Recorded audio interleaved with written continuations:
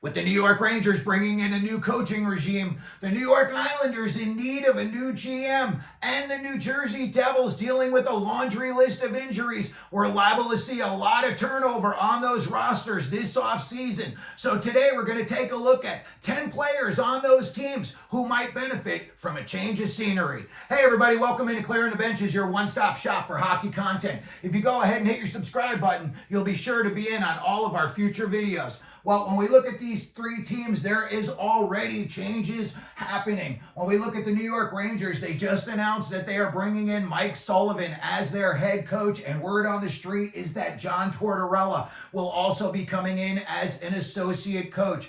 In my mind, I think that Mike Sullivan's going to be working on game plans for the actual games while John Tortorella is running the practices. I might be wrong, but I think that would be the way to go.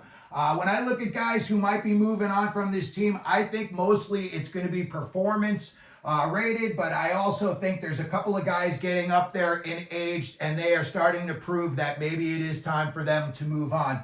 First name comes to mind is Chris Kreider. A couple of years removed from, over a 50-goal season. He had a dramatic drop-off this year. He's 34 years old. He had 22 goals and 8 assists for 30 points. He was a -5. There were games out there where he just looked like he was floating. It was like the ghost of Pierre-Luc Dubois out there. Zero intensity. He just looked disengaged. He looked like he didn't want to be there, and he was just there to collect a paycheck. So I think Chris Kreider could be the first big name that moves off of this roster. Now, this next one is another one. I'm very opinionated, and I feel strongly about this one. K'Andre Miller, time for him to go. The guy's built like Tarzan, and he plays like Jane. 25 years old. He had 27 points. In my opinion, he brings zero physicality. When does he ever drop the gloves? The guy's like 6'5". You got to use your size to your advantage. You got to go out there and intimidate people on the back end. And that is the last thing that he does. He plays soft. And I think apprehensively, he has just, no mean streak at all in him. And a guy that size should be playing with, some real nastiness. So K'Andre Miller, if he moved on, I would not shed a tear. That's for sure. Another guy, and I feel strongly it's time for this guy to go. He was another guy out there this year. He just looked preoccupied. And I'm talking about Mika Zibanejad. He's 32 years old. He had all of 62 points this year. He was a -22. Another guy, you just didn't really look like, he was busting his hump out there. I saw a lot of young kids that looked hungry. And then when I looked at guys like, Kreider and Zibanejad, I just didn't see any sense of urgency at all. So if Zibanejad went, I would, same thing as with K'Andre Miller. You wouldn't see me shedding any tears. And then finally, and I know I'm going to get a whop of crap for this one, Adam Fox. To me, this guy is very overrated. It's just a lot of hype about this guy. In my opinion, when is the last time Adam Fox took over a game? Like you see Cale Makar do, and now you're seeing Lane Hutson doing.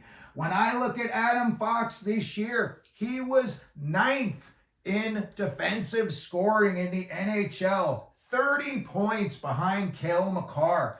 Fox had 61 points this year. And now, like I said, you're seeing guys like Lane Hutson start to make a name for themselves. When you look at the Norris conversation, Fox used to be in there every year, and I just don't see it anymore. Now you got, the Werenskis, Quinn Hughes, Lane Hutson.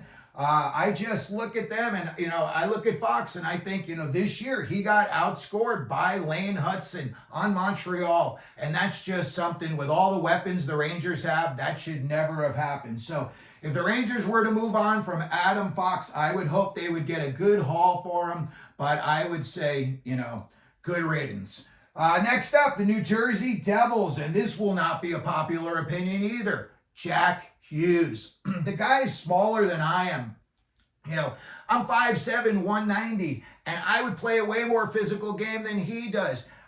It's not the guy's fault that he's so fragile and he's small, but he is. He's small and he's fragile. And now, I looked up his injury history this year. He had a couple injuries, he had upper body, he had the shoulder injury when he was hit by Jack Eichel. And listen, that's nobody's fault. When I saw that happen, seriously, I thought Jack Hughes may have broken his neck. So I was so happy to see, that didn't happen. And of course, he had to have the shoulder surgery after that. That was a major issue.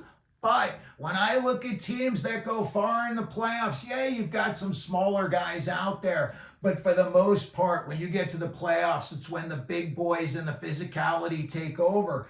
And after these, recent injuries, and I look at Jack Hughes, he had 70 points in 62 games. The guy can score when he's healthy. But shoulders are delicate, and in the past, you've seen much bigger guys suffer shoulder injuries, and then what happens is they start to become recurring, and the amount of games that they play in between injuries or time missed is less and less until you start to see guys. Pat Flatley was huge when he played for the New York Islanders, and then he had a big, collision, and he had a shoulder injury, and he was never the same after that. And he was much bigger than a guy like Jack Hughes. So if the Devils were somehow able to, work a Jack Hughes trade, I would say it would probably be in their best interest. I just don't know if he can take all the big hits, and he didn't even make it to the playoffs this year. Once you get into the playoffs, all that physicality just ramps up. So, I know it's not a popular opinion, but I think the Devils could move on from Jack Hughes. The next guy I think the Devils should move on from is Nathan Bastian, 27 years old. They were looking for him for secondary scoring, just never happened. He didn't have any points in the playoffs. He's had 68 points in 278 NHL games, and he's a minus 19. If I were Tommy Fitzgerald, I would say, I've seen enough of this guy. Maybe you can package him in a deal and move him on this summer. And then the third guy on the Devils, and I think, a lot of people are starting to see it. Dougie Hamilton, 31 years old. He had 2 points in 5 playoff games. He's a minus 3. Now, I know the Devils were playing with half of their defensive core. That's part of the problem that the Devils have this offseason. They got a giant laundry list. Brendan Dillon's got a neck injury. Those can be very tricky. You don't know with a neck. You never know. It's another thing where maybe somebody tells the guy, maybe playing pro hockey is not in your best interest, if you want to have a healthy lifestyle down the road. You never know. Maybe, he just loves playing so much, he'll take his chances. But when I saw that was a neck injury caused him to miss the playoffs, I just thought to myself, that could be an issue in the offseason. Hamilton, again, lack of effort for a guy making so much money. Zero physicality. He looks like he's playing beer league hockey out there. He's had 56 points over the last 2 seasons, and he's missed over 80 games. I just don't see it with Hamilton. I would have moved on from him years ago. Anybody that would have taken him and given me even a second rounder, I would have taken it. When I look at him out there, he's another guy. He just looks like he's out there collecting a paycheck. So those are the 3 Devils, very opinionated and probably not popular, but those would be the 3 guys that I would move on from. And then finally, the New York Islanders. They need a new GM, first of all. And then second of all, you have Patrick Waugh as your coach. I don't think too many free agents, even though, Long Island and that area is beautiful, I don't think a lot of free agents look at that as a destination and they want to go play, for Patrick Waugh. I just see the Islanders right now. They're just in no man's land. It seems like they've been there for decades. It's like they always, they make the playoffs and then they get knocked out early. So then they're drafted 17th. It seems like the Islanders haven't had really a good high draft pick in a while. And, back in the day, it was Tavares, and he's still playing all these years later. So when I look at the Islanders, of course, this is going to be contingent on who they bring in as their new GM. And I'm sure Waugh is going to have some say in this roster as well. First guy I think needs to go, Bo Horvat. He just never seemed to click on the island there. It seemed like, when he came over, everyone was like, holy cow, this is going to be awesome.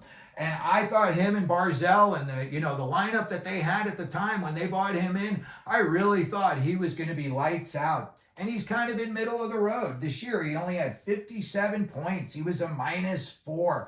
I think if you moved on from Bo Horvat, you could, package him up with maybe somebody else, another big name. And maybe you could bring in some good draft capital. Bo Horvat on his own, I don't think he's going to get you more than a third rounder. Maybe a second rounder, but I'm not so sure. And I think he needs to play on a contender. I don't think Bo Horvat's going to be, look what he's doing on the Islanders. Not much. It's not like anyone around the league's talking about Bo Horvat because I don't hear it if they are. The next guy I think they should move on to, another big name guy, Matt Barzell. He's 27 years old. He's often injured. He hurt his knee this year blocking a shot. You can't blame him for that. But, he did have 30 points in just 20 games when that happened this season. So when I look at a guy like him, I don't know, the last few years it just seemed like he was just, not producing to where he should have been. He's a high flyer. I think if you would put this guy in the right situation, and I'm talking maybe you move him to a team that's got some younger players, maybe he would do well in Utah. Guy Barzell, put him out there with Gunther and, Cooley, Keller. And I think, a guy like Barzell could, come back to life, light it up. Seattle, they got a lot of young talent that's about to happen. You got Berkeley Catton about to come in. I think a guy like Barzell, maybe he would bring some life back to Matty Beniers and, you could get the Kraken back rolling again. But I think Matt Barzell would need a change of scenery before he's going to see, as successful as he can be in his career. And then finally, the 10th guy on our list and the third New York Islander, and again, this is another huge name, Noah Dobson. Noah Dobson had 39 points this season, a 31-point drop-off from the year before. Listen, I know the Islanders are just a team out there, but if you are a guy who's really good, you put up numbers whether you're on a good team or on a crappy team. And I don't even think the Islanders are that crappy of a team. I just think they're middle of the road. But he had 70 points last season, and then to drop off to 39.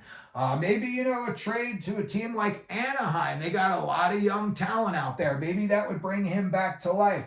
The Kings, eventually they're going to move on from Drew Doughty. Maybe he could be the guy that replaces Doughty on the back end. But right now, I think, a guy like Noah Dobson, I think he's seen enough of Long Island. I heard that the Flyers had shown some interest in him around the trading deadline, and they were talking about maybe looking into it again in the offseason. So maybe he could, just go within the division. So there you're going to have it for today. And those are the 10 guys that we think the New York Islanders, Rangers, and New Jersey Devils could move on from this offseason. Let me know what you think down in the comments section. Let me know if you think I'm onto something or if I'm crazy. If you could, please hit your subscription button, the like button, and as we always do here at Clearing the Benches, let them know you're out there.